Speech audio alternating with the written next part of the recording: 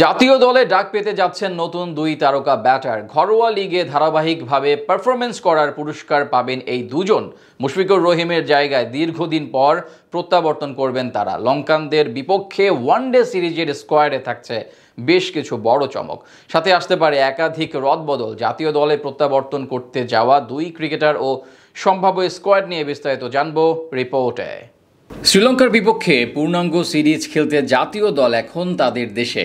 মঙ্গলবার পর্দা উঠছে দুই দলের মধ্যকার দুই ম্যাচের টেস্ট সিরিজ। এরপর মাঠে গড়াবে ওয়ানডে ম্যাচ, যে ফরম্যাটে বাংলাদেশ দল সবচেয়ে বেশি শক্তিশালী। যদিও সবশেষ চ্যাম্পিয়ন্স ট্রফিতে প্রত্যাশা অনুযায়ী পারফরমেন্স করতে পারেনি নাজমুল হোসেন শান্তর দল। তাই নতুন অধিনায়ক মেহেদী হাসান মিরাজের নেতৃত্বে এবার বেশ কিছু পরিবর্তন আসতে পারে টাইগারদের স্কোয়াডে। সাথে দীর্ঘদিন পর প্রত্যাবর্তন করার অপেক্ষায় দুই তারকা ব্যাটার। চ্যাম্পিয়ন্স ট্রফির পর একদিনের ম্যাচ থেকে অবসরের ঘোষণা দিয়েছেন দেশের ক্রিকেটের দুই সিনিয়র সদস্য মাহমুদুল্লাহ রিয়াদ ও মুশফিকুর রহিম।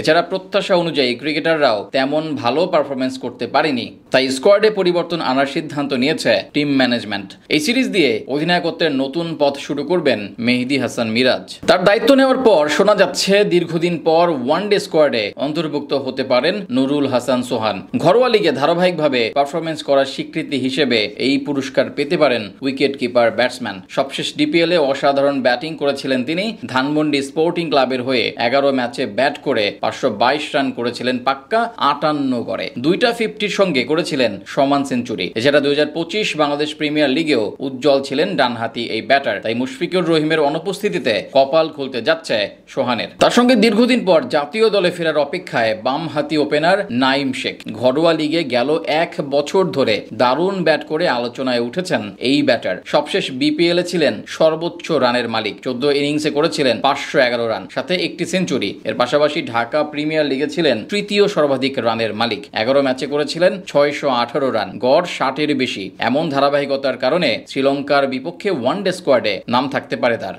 এদের পাশাপাশি দলে ফেরার প্রক্রিয়ায় আছেন তাসকিন আহমেদ। ইনজুরির জন্য অনেক দিন ধরে মাঠের বাইরে তিনি, যার কারণে খেলা হচ্ছে না টেস্ট সিরিজ। তবে ওডিআই সিরিজের আগে সুস্থ হতে পারেন তাসকিন। এদিকে ক্যাপ্টেন্সি হারালেও স্কোয়াডের গুরুত্বপূর্ণ সদস্য হিসেবে থাকবেন নাজমুল হোসেন শান্ত। তার সাথে ব্যাটিং অর্ডারে ফিরতে পারেন লিটন কুমার দাস। বাজে পারফরমেন্সের কারণে চ্যাম্পিয়ন্স ট্রফি খেলার সুযোগ পাননি তিনি, তবে এই সিরিজ দিয়ে প্রত্যাবর্তন করার সম্ভাবনা রয়েছে তার। তাদের সাথে থাকতে পারেন বামহাতি আরেক ওপেনার তানজিদ হাসান তামিম। সেক্ষেত্রে অবশ্য বাদ পড়ার শঙ্কায় থাকতে পারেন পারভেজ হোসেন ইমন। পেস ইউনিটে সবশেষ পাকিস্তানের বিপক্ষে টি-20 সিরিজে না থাকলেও লঙ্কানদের সাথে ওয়ানডে ফরম্যাটে ফিরবেন কাটার মাস্টার মুস্তাফিজুর রহমান। তার সঙ্গে দীর্ঘদিন পর একদিনের ম্যাচে দেখা যেতে পারে শরীফুল ইসলামকে। স্কোয়াডে একমাত্র লেগ স্পিনার হিসেবে দেখা যেতে পারে রিশাদ হোসেনকেও।